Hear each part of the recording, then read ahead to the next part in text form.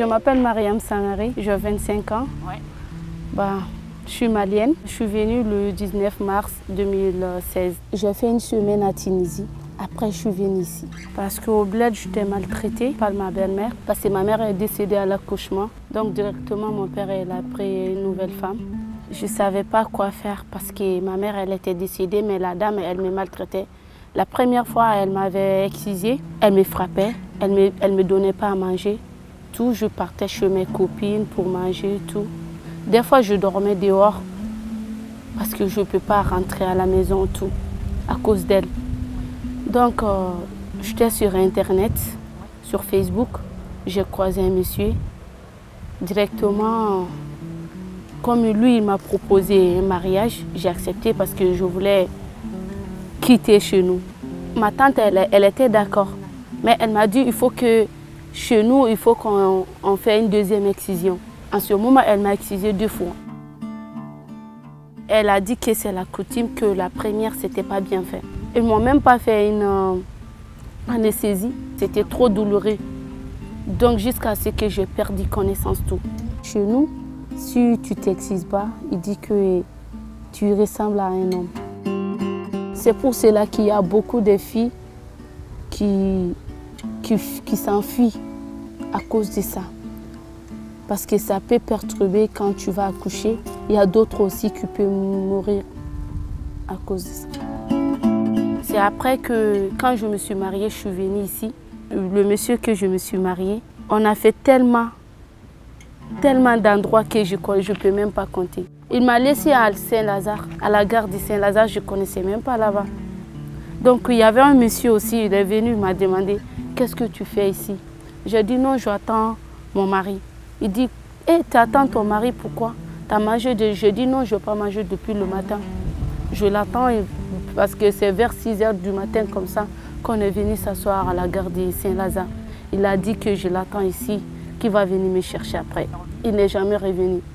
Directement, le monsieur, il m'a ramené chez sa sœur. Je suis partie chez sa sœur. Je suis restée là-bas parce que j'avais trop de problèmes. On a appelé le monsieur, il n'a pas décroché mon appel. Après, il a mis mon téléphone sur liste de rejet. Après, quand on a appelé sur un autre numéro, le numéro, c'est comme si il a jeté le puce ou je ne sais pas. Avec sa sœur, ils ont pris un hôtel, là où je peux venir, je peux vivre. C'est en ce moment que j'ai commencé à collaborer avec le père de mon enfant. Mais moi, je ne savais pas que lui aussi, il était pareil que l'autre.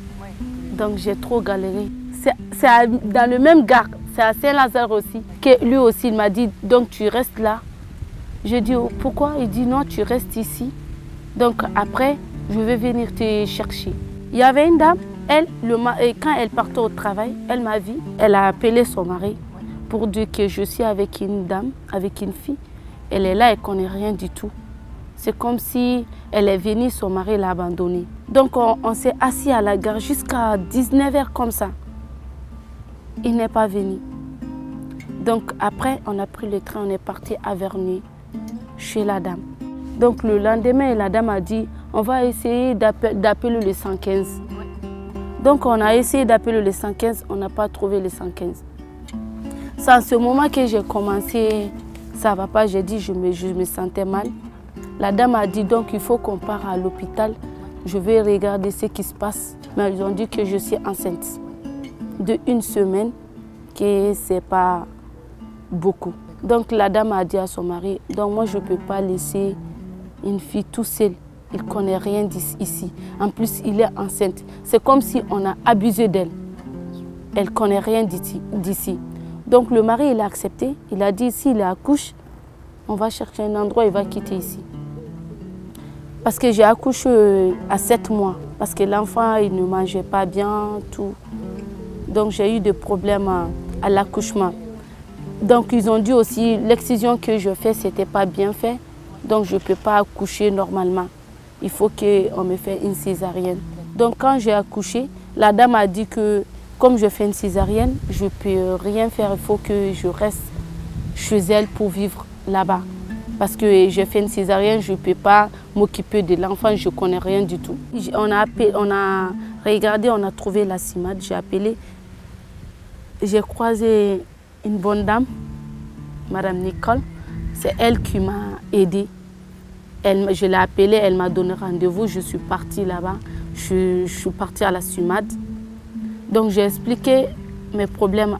Je l'ai expliqué. Elle a ouvert son bras pour moi, pour me montrer que la vie c'est dur, mais il faut avoir la force. Avec le monsieur, j'ai oublié les hommes.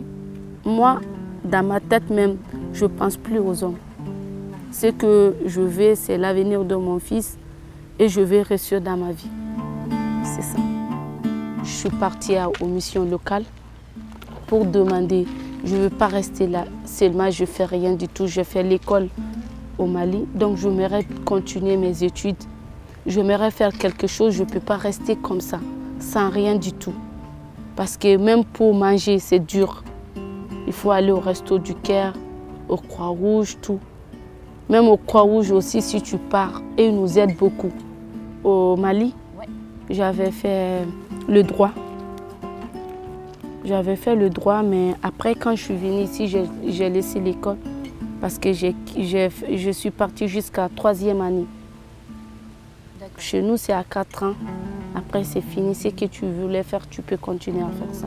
Je voulais être juriste, mais maintenant, j'ai plus ces idées.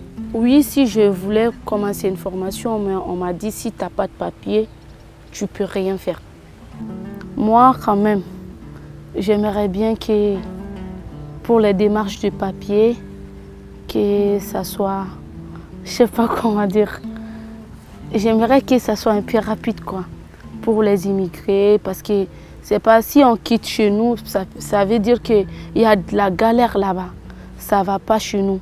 C'est pour cela qu'on est venu ici, pour que ça puisse aller pour nous. Et aussi là-bas au Mali ou dans les pays d'Afrique, il y a beaucoup de pays qui sont dans les galères. Il y a nos parents qui sont là-bas, c'est pas facile de manger là-bas. Il n'y a pas d'argent, il n'y a rien, c'est la galère. C'est pas facile du tout, c'est ça.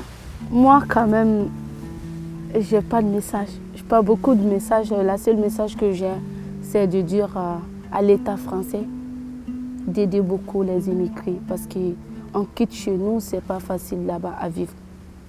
C'est pas du tout facile là-bas. Même nos parents qui sont là-bas, et c'est de la galère. C'est beaucoup de la galère là-bas. La vie de l'hôtel, c'est pas facile aussi. Des Maliens, des Guinéens, des Sénégalais, on est tous presque tous africains là-bas. C'est pour cela qu'on a tous des problèmes, on a des soucis, donc on se tient à la main. Ce que moi j'ai eu dans ma vie, moi je ne veux pas que mon fils puisse voir ça. Parce que j'aimerais qu'il soit heureux dans sa vie. Le problème est que si je peux travailler, parce que si je trouve quelque chose à faire dans ma vie, lui quand même il ne va jamais manquer de quelque chose. J'aimerais qu'il étudie très bien.